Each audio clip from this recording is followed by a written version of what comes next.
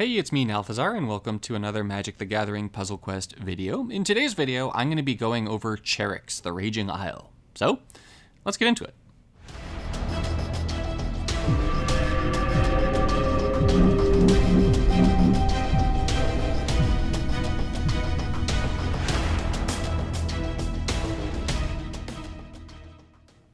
Charix, the Raging Isle is kind of a funky, spicy card, and so as a result of that, I wanted to figure out if there was a way that I could pseudo-break it, or at least do something kind of silly and fun with it. And obviously the answer is yes. Yes, I did find something, because I'm making this video.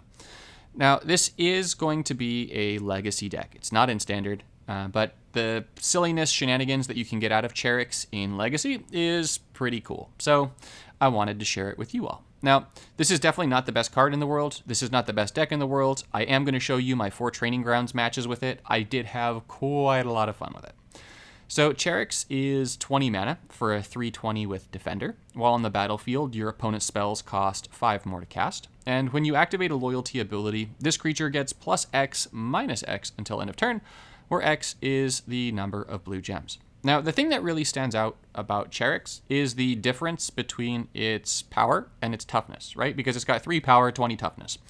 Meaning that if you can play cards that are going to benefit Charix based on the discrepancy between its power and toughness, then you can get some really silly things going. So I wound up typing toughness into the little search bar and came up with a bunch of little fun hits. So the first of which was Belligerent Brontodon, which is going to make it so that effectively Charix deals damage equal to its toughness, which means that with Belligerent Brontodon down, our 3/20 Charix is effectively a 20/20, which is very nice. That means that our Charix has the best vision, 20/20 vision. Am I right though? Oh yeah, bad jokes. That's cool. Arcades the Strategist was another one of those cards. Unfortunately, Arcades does not stack with the Brontodon. Arcades is going to make it so that your creatures that have Defender and Vigilance get a plus X plus 0 buff, where X is equal to their toughness. So this just means that with Arcades the Strategist down, each Charix that we play is effectively a 23/20, which is where this starts getting spicy and fun, right? Because now Charix is 20 mana for a 23/20. Then to add to that, there's also Gauntlets of Light.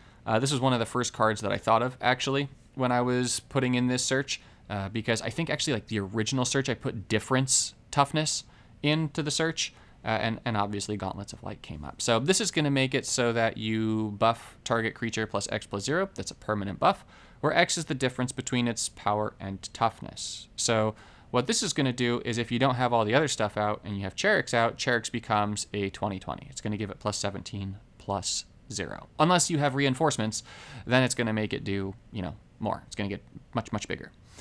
Now, to round out the deck, I wanted to add a little bit more consistency and then something that's going to make Charix get bigger. And so this is where you're going to see some of the typical staples in Legacy. So I've got Blue Sun Zenith, and this is Renewal and Rishkar's Expertise. I threw in Followed Footsteps so that Charix is going to reinforce every turn, meaning it's going to get an additional 23 power if I've got Arcades down every single turn. Vivian's Invocation to search for more Charixes, and of course High Alert to basically double what the Arcades is doing. So this is going to make it so that Charix is going to get an additional plus X plus 0, where X is going to be its toughness. So that's the deck. If you wind up building a Charix the Raging Isle deck yourself, go ahead, set it in chat. I'd love to see more Charix decks. It's very fun to drop the MC Crabhammer on people. But obviously there's better versions of this deck. You could get rid of things like Belligerent Brontodon and Gauntlets of Light, add in Deploy the Gatewatch instead of Vivian's Invocation, put a little bit more green gem conversion in and have a big loop going, but I'm not super fond of loops. So this wound up being the funnest iteration for me. So let's go ahead and check out those Training Ground matches. Alrighty, match 1 is Kalemny. I definitely do not need 2 Belligerent Brontodons. I'm going to go ahead and toss that just in case I can get the Blue Sun Zenith off this turn, try and draw into Charix and the other good stuff. And would you look at that? I can indeed do the Blue Sun Zenith this turn, and I am indeed going to be getting myself a Charix this turn too, most likely, with the Rishkar's Expertise boom, boom, boom, boom, which we get. So here, I'm going to go ahead and pull Charix. I've got another Charix in my hand, but just the thought was I've also got this Gauntlets of Light, so that's going to go ahead and buff our Charix to make it a 40/40.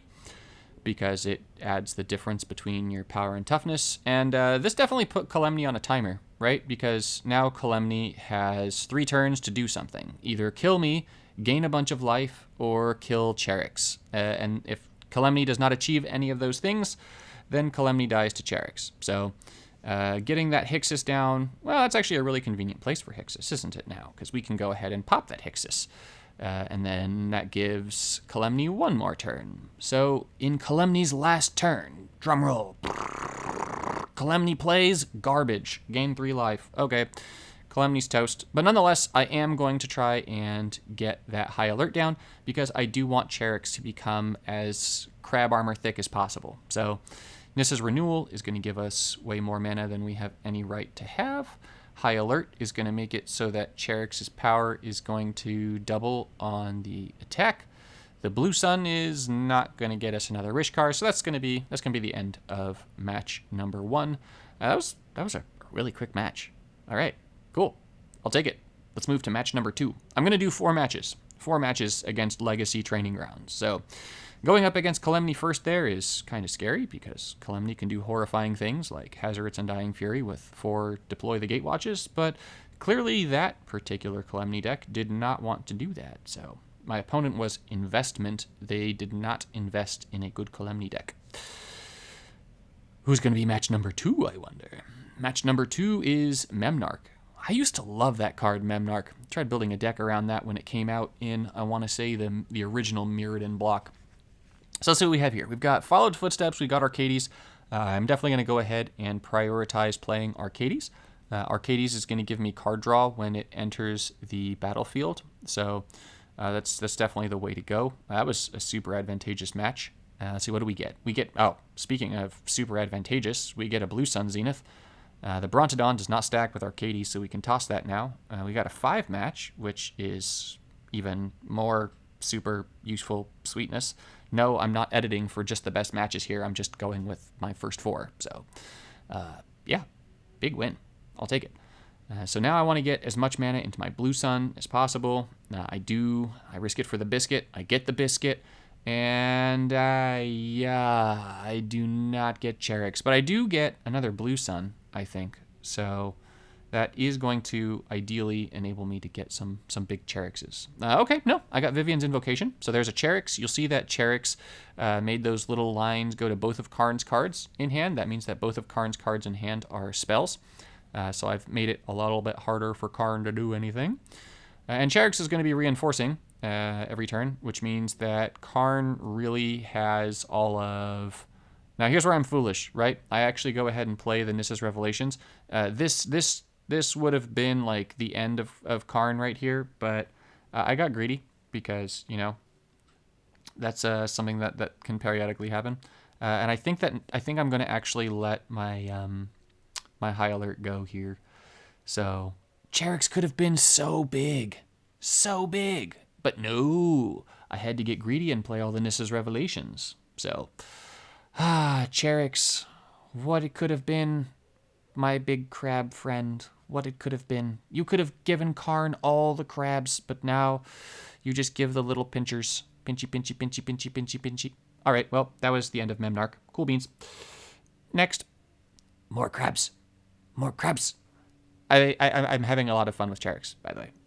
It's like I said, it's not like the best card you're ever going to use, but it's, I don't know. I feel like it's fun in a game like this to try and find some of the off-meta stuff and do silly things with it. So my goal is to get Charix over 100 power. So obviously we have not been successful in getting Charix to over 100 power yet, but maybe in one of these next 2 matches we will get Charix to over 100 power. So going up against Kiora is a little bit scary for, you know, green conversion reasons being terrifying, but we'll see. Oh, okay. Well, that's a very advantageous hand.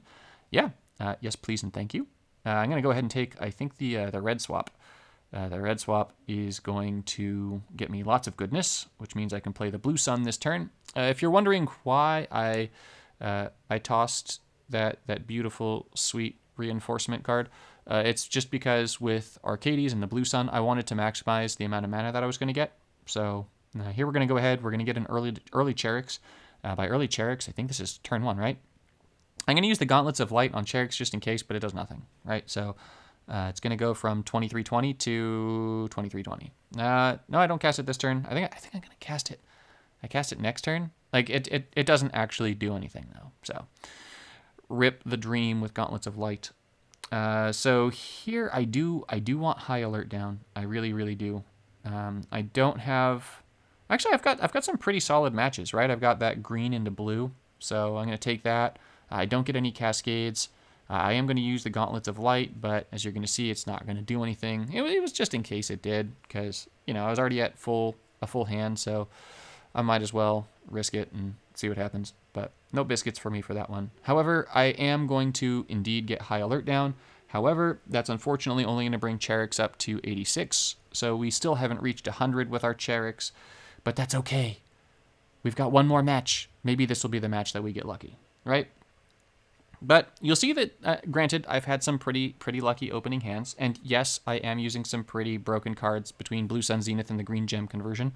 But you'll see that Cheryx is absolutely stomping through the Legacy Training Grounds here, and you can run up against the nastiest things in the game here in Legacy Training Grounds. So, all right, we're up against a Bolas with 6 points. So this Bolas has been playing a lot. 2 more games than they necessarily needed to. But we've got a 5-match. Ooh, yes, please. I could see it in the background. All right, so Arcades in High Alert. Once again, like in the earlier matches, I'm going to prioritize dropping Arcades because Arcades is going to draw us cards. So let's get that turn 1 Arcades down and see what we pull. Ooh, yeah, that's the good stuff. Rishkar's Expertise, we're going to bring that on up. We're going to disable it so that we have a little bit fuller of a hand. I'm going to take the red match away from Bolas there. Maybe a good idea, maybe not. I don't know, you know, we'll see. I'm going to go ahead and move Blue Sun up. I'm going to disable it so that I give it all of the mana, but I don't actually cast it and not get as much out of it here. So let's go ahead, take that green match, and then that's going to get me, as my kids come to say hi, that's going to get me just the Blue Sun. Okay, hey, look at that. We're up against our first dangerous card, right? That thing is terrifying. So let's dump the hand. I've already got mana into High Alert, so I want to keep it. That's actually a pretty nice landfall as my son is throwing a tantrum. Very cool. Thank you so much, Ethan. You're being a champion right now. Let's see. Yeah, I think that the loyalty landfall is probably the way to go, because then I might get a match from the green in the upper right. Probably not, but you know, maybe we'll see. Nope. But oh, we got a red. It just didn't quite do it. Ooh, hey, look at that. Rishkar's Expertise. Very nice. All right, so we're gonna get the big poppies after all. And I've got another Blue Sun in my hand, so that's gonna draw me a new hand. And ooh, we've got Tamiyo's Third for the first time. Here it goes. With Tamiyo's Third, maybe we can make some big things happen. So another Arcades is coming down. It's gonna draw us another card. I've got a hand full of Cheryx. So, okay, cool. Yeah, Arcades is going to drop Quartzwood because Arcades is better than Quartzwood. No, it is not. Don't believe me. But I've got 3 Cheryxes, and I've also got a way to reinforce them. What I really should do is drop the Cheryx in the 3rd Cheryx in my hand, but I can't bring myself to do it, you know? However, I do get those Vivian's Invocations, so I'm going to go ahead and try and play Cheryx number 1 with the reinforcement on it and see what happens. So here comes Cheryx. Ooh, wow, Bolas is like all spells in hand. Okay. All but the first one, it looks like. So that's dangerous. All right, so we got a huge green mana bonus for this next turn, and don't take my green away. Excellent. Bolas did not take the green away. All right, this is our last chance to get Cheryx over 100. So, come on.